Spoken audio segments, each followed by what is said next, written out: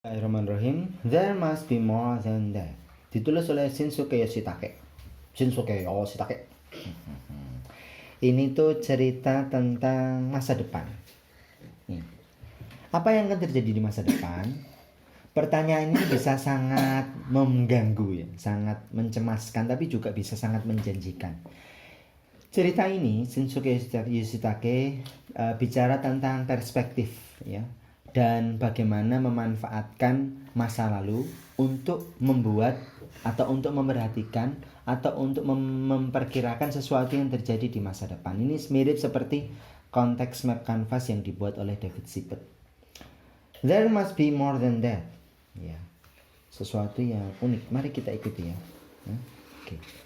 There must be more than that. Ini gambarnya apa sih? Lagi ngambil telur ya. Dari Chronicle Books ya. Oke. Oh, hujan lagi. Ayah bilang hari ini akan cerah, tapi kau tak bisa percaya pada orang dewasa. Halo kak. Halo adikku. Kau ingin tahu sesuatu? Masa depan kita akan hancur. Hah? Masa depan itu apa sih? Masa depan adalah sesuatu yang terjadi kemudian, seperti besok, tahun depan, atau 10 tahun lagi. Dan hal yang mengerikan adalah masa depan kita akan hancur. Itulah kata orang-orang dewasa kepada temanku. Kita akan kehabisan makanan dan semua orang kelaparan. Akan lebih banyak sekali penyakit dan peperangan. Dan akan ada serangan alien, bumi akan dihancurkan. Dan pada saat itu kita tumbuh dewasa, segala sesuatu terjadi mengerikan. Oh tidak, benarkah kak? Kata si adik itu.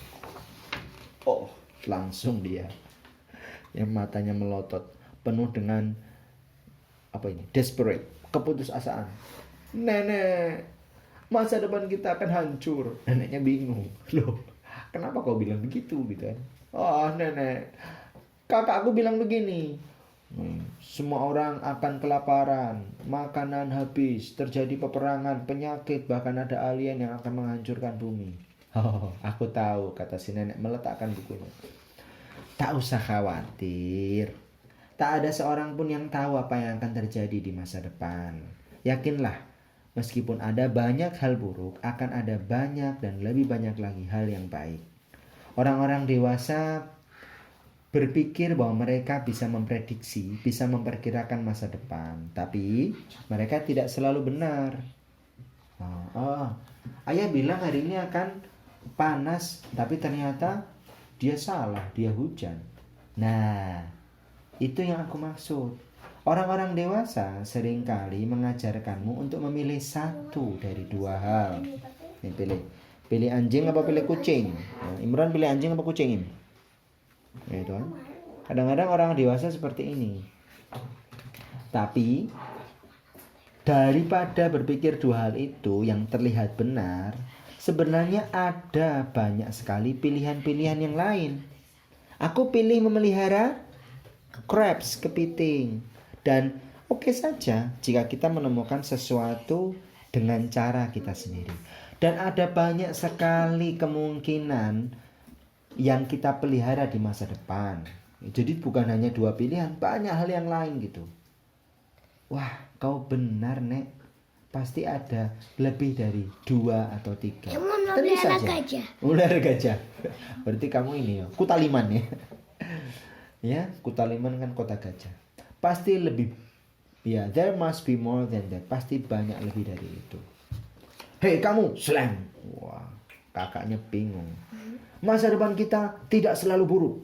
Ada banyak sekali kemungkinan yang menarik di masa depan. Seperti masa depan kita akan penuh dengan hotdog setiap hari. Masa depan kita bisa menghabiskan sepanjang hari dengan piyama. Dan kita akan menikmati hadiah setiap Sabtu. Asik kan? Nah, bahkan di masa depan kita bisa pergi kemanapun naik robot. Ada robot yang akan menangkap setiap stroberi yang kita jatuhkan. Dan di masa depan akan ada seseorang yang mengerjakan PR-PR kita. Asik kan? Bahkan di masa depan kita akan punya ruangan yang zero gravity. Jadi tidak punya gravitasi sehingga kita bisa melayang-layang seperti di ruang angkasa. Wah, Itu menarik ya. Aku ingin punya masa depan di mana seseorang menangkap semua stroberiku. Nah, bagus kan? Gitu. Oke. Memikirkan tentang masa depan memang sangat menarik. Kalau aku punya sepatu yang sudah kekecilan, tidak bisa aku gunakan, gimana? Aku bisa membuatnya menjadi pot bunga. Kalau aku nggak suka wortel, mungkin aku di masa depan bisa melarang wortel, atau keliru juga ini, atau bisa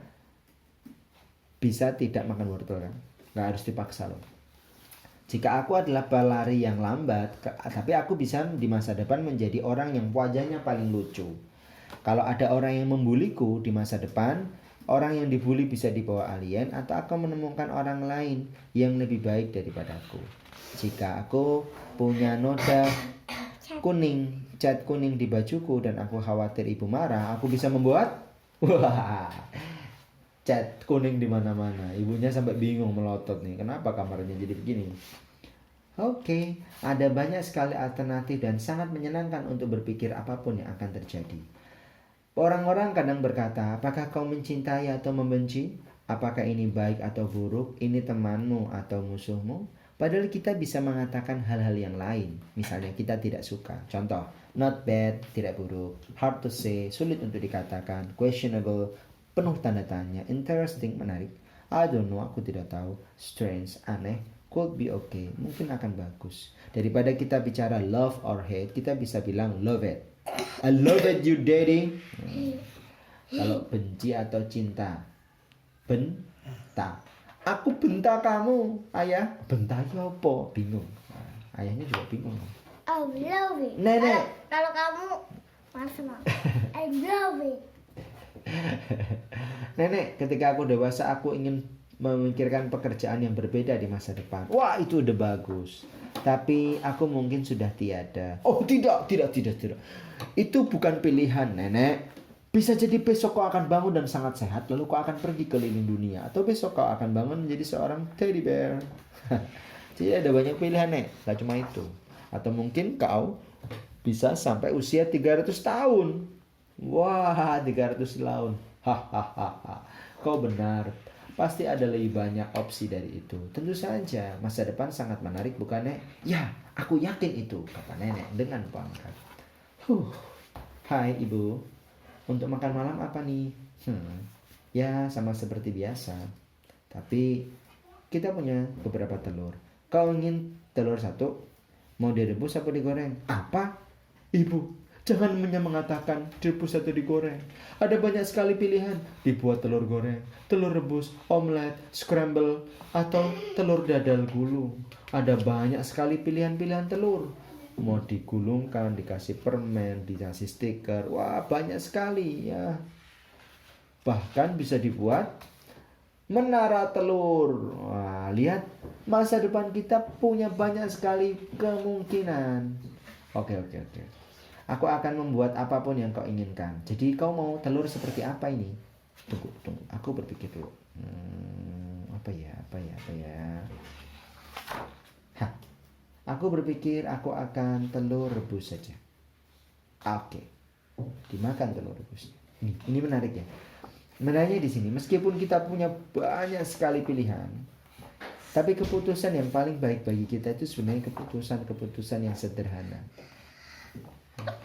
Keputusan yang sederhana dan tidak terlalu rumit. Meskipun ini banyak yang rumit, banyak hal menarik, tapi kita mengambil keputusan yang sederhana yang memang sesuai dengan diri kita. Tapi kita tidak menutup kemungkinan atas segala sesuatu. Nah, inilah proses kreatif.